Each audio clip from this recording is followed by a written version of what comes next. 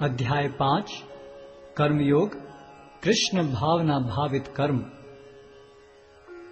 अर्जुन ने कहा, हे कृष्ण, पहले आप मुझसे कर्म त्यागने के लिए कहते हैं और फिर भक्ति पूर्वक कर्म करने का आदेश देते हैं।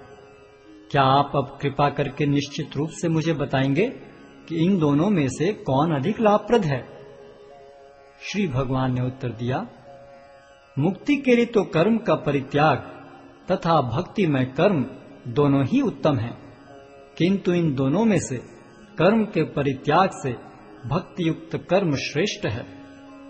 जो पुरुष न तो कर्म फलों से घृणा करता है और न कर्म फल की इच्छा करता है, वह नित्य सन्यासी जाना जाता है। हे महाबाहु अर्जुन, ऐसा मनुष्य समस्त द्वंद्वों से रहित होकर भवबंधन को पार कर पूर्णतया मुक्त हो जाता है। अज्ञानी ही भक्ति को भौतिक जगत के विश्लेषणात्मक अध्ययन से भिन्न कहते हैं। जो वस्तुतः ज्ञानी हैं वे कहते हैं कि जो इनमें से किसी एक मार्ग का भली भांति अनुसरण करता है वह दोनों के फल प्राप्त कर लेता है।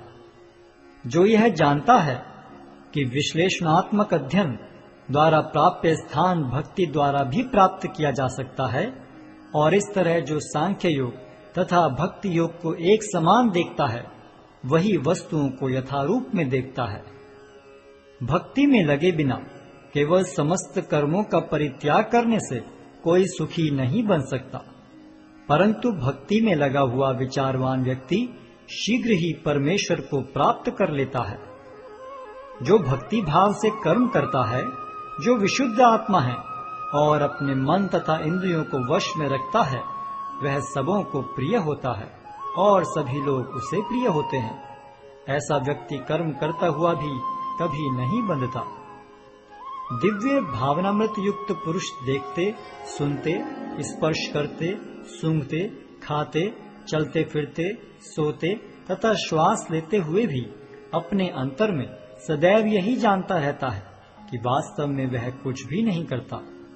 बोलते, त्यागते, ग्रहण करते या आंखें खोलते बंद करते हुए भी वह यह जानता रहता है कि भौतिक इंद्रियां अपने अपने विषयों में प्रवृत्त हैं और वह इन सब से पृथक है।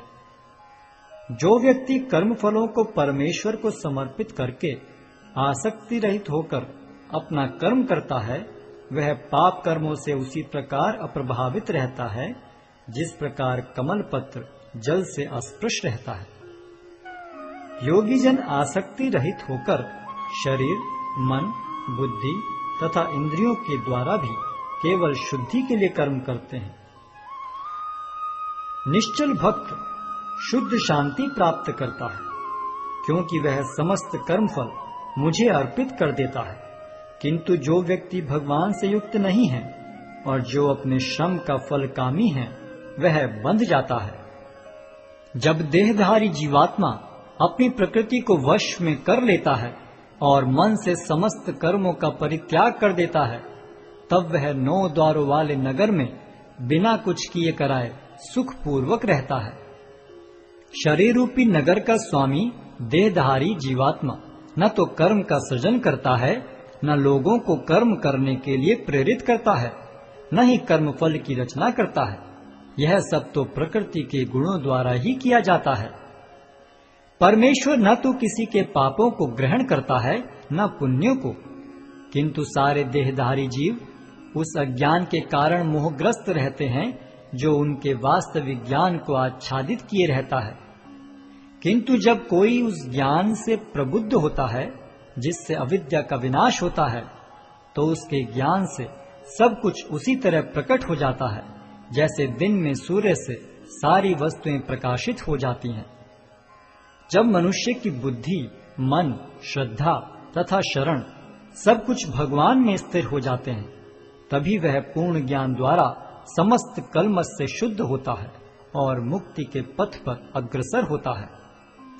विनम्र साधु पुरुष अपने वास्तविक ज्ञान के कारण एक विद्वान तथा विनीत ब्राह्मण, गाय, हाथी, कुत्ता तथा चांडाल को समान दृष्टि से देखते हैं।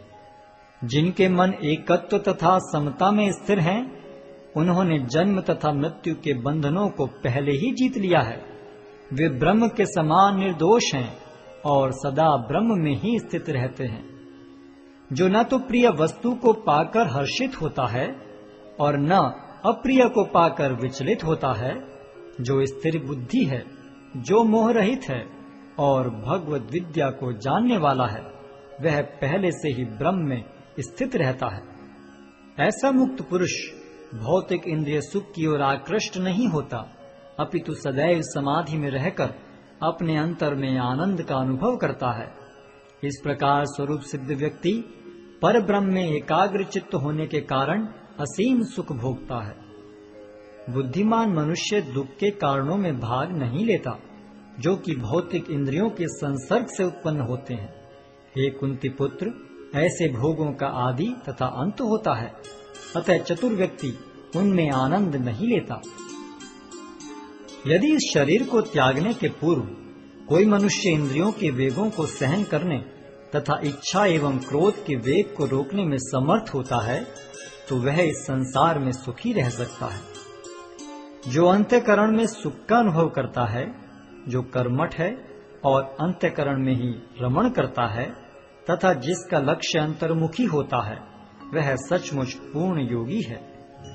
वह पर ब्रह्म में मुक्ति पाता है और अंततोगत्वा ब्रह्म को प्राप्त होता है। जो लोग संशय से उत्पन्न होने वाले द्वैत से परे हैं, जिनके मन आत्म साक्षात्कार में रत हैं, जो समस्त जीवों के कल्याण कार्य करने में सदैव व्यस्त रहते हैं और जो समस्त पापों से रहित हैं, वे ब्रह्म निर्वाण को प्राप्त होते हैं।